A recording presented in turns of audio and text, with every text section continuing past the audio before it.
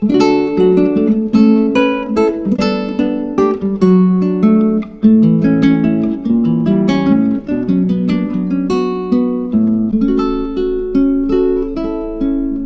our SFS Barley management trial, and our two famous footy reporters, Ashley Amourgis and Grace Evans. Can you give us an overview on your trial?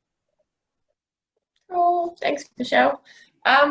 Yeah, so this video was about part of the SFS variety management trials, which we've sort of changed up a little bit again this year. Last year we had them individual sort of varieties and then had the management by those. This year we've sort of gone back to putting them together so we can compare the varieties directly, but the way we've set it up, we still can sort of pull those different factors apart so we can still see where those differences are coming from, which I think is a really good way to do it. I think we probably, yeah, come about the sort of perfect trial design for this at the moment for what we're trying to achieve, I guess. So yeah, this was in Barley. I'll just share my screen because I'm just going to put up the sort of basic trial overview of what we're doing, and that'll sort of give you guys an idea, a bit of a refresh.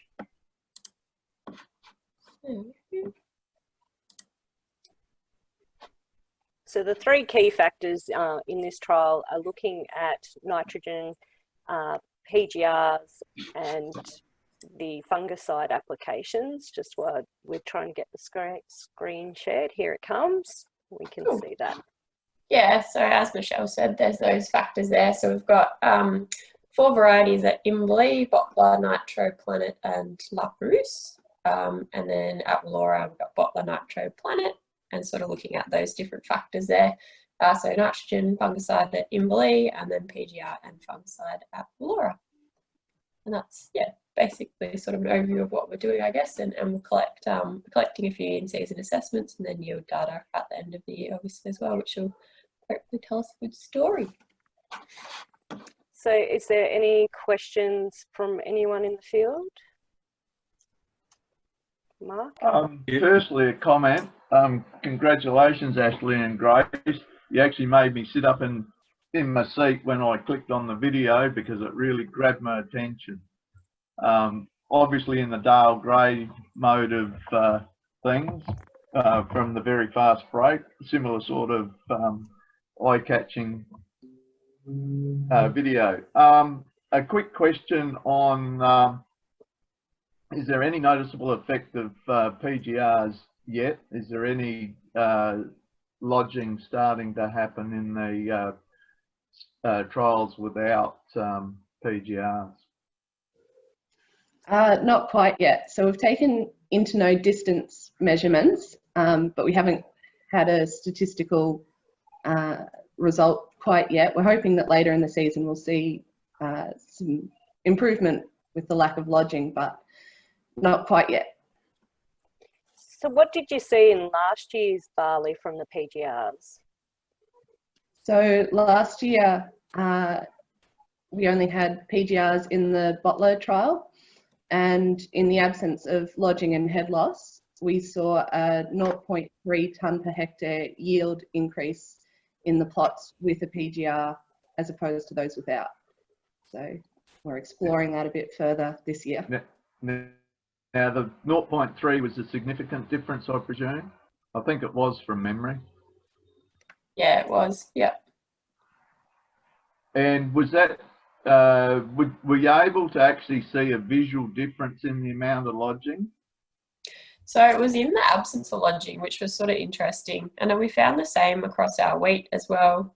So we didn't, yeah, there was really no lodging across all plots, with or without a PGR. And yeah, no real head loss sort of differences either. So it's sort of what we're trying to explore a little bit, I guess. There is like a few sort of, a bit of work out there that sort of looks at PGRs changing the root development and that sort of thing as well, which we wonder if that's kind of where those differences are coming from. But it's, yeah, not something that we really clearly understand at the moment, I guess. Have you been talking to any growers, and do you know what their anecdotal experiences are? I guess we sort of probably chat to growers as we go sort of thing, but whether they are having sort of yield differences or not, I'm not really sure, and whether they know, I suppose, because I would think they'd put it across the whole paddock, so they might not be picking up on those differences, I guess. I think there's a lot of local growers, Mark, that are really keen to see this one come through this year from Inverleigh. We've got a couple of things on our side. Firstly, the site looks fantastic, and as a long-term barley grower,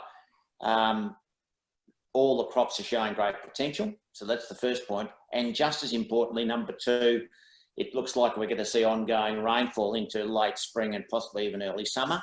So consequently, we should see a result out of this trial, and that's going to lead a lot of other people to ask the question, because certainly the grain growers we had in the discussion / argument about this last year at the Inverleigh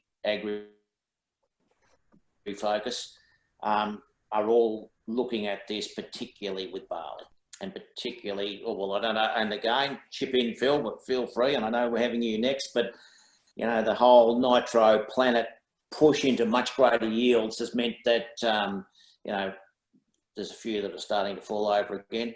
It amuses me to actually look at Twitter at the moment when everybody talking about crops falling over in New South Wales, and consequently I tend to think this is probably leading work, because a few of them should have had a crack at some PGRs this year as well, although they're probably just happy to have the yield, which is a new experience for them after the last 5 years. Yeah, and I think there's also an interaction with soil moisture as the crop gets heavier, that you can have PGRs and still have lodging if the whole root structure is not strong enough, and you just physically get the plant tipping over, rather than what the normal effect of just having the heaviness on the stem, which then creates that turkey necking or complete break.